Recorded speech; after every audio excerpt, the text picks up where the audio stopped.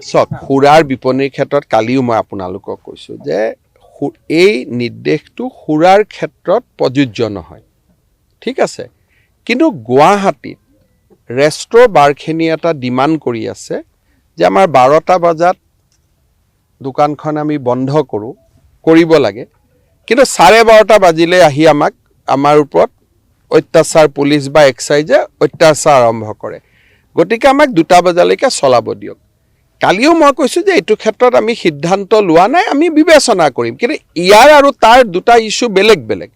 24 ঘণ্টা দোকান খোলাৰ লগত সুৰাটো আপোনালোকে লিংক কৰি দিলে যোৱাকালি, সেইটোতো ময়ো বুজি নাপালোঁ।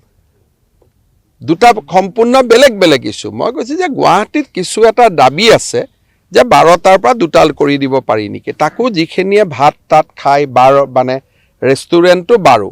এই যে মানসিকতাটো, মইতো কৈছোঁ যে অসমৰ পৰিৱৰ্তন হ'লে মানসিকতাৰ পৰিৱৰ্তন হ'ব লাগিব।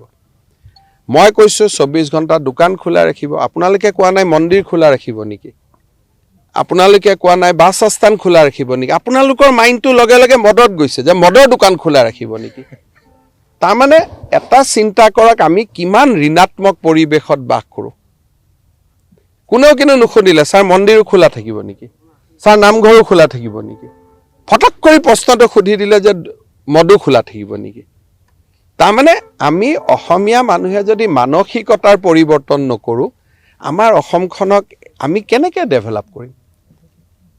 ইমান মই বুজাই দিলোঁ যে সৰু সৰু দোকানীবিলাকক যাতে পুলিচৰ পৰা অত্যাচাৰ নাপায়, শ্ৰম পৰিদৰ্শকৰ পৰা অত্যাচাৰ নাপায়, বুজাই দিলোঁ যে বিহুৰ দিনা ৰবিবাৰ পৰিলে কি হ'ব, দুৰ্গা পূজাৰ দিনা ৰবিবাৰ পৰিলে কি হ'ব। কিন্তু আপোনালোকৰ মাইণ্ডটো মদত লাগি আছে। এইটো কোৱা নাই যে নামঘৰো খোলা থাকিব নেকি, মন্দিৰো খোলা থাকিব নেকি।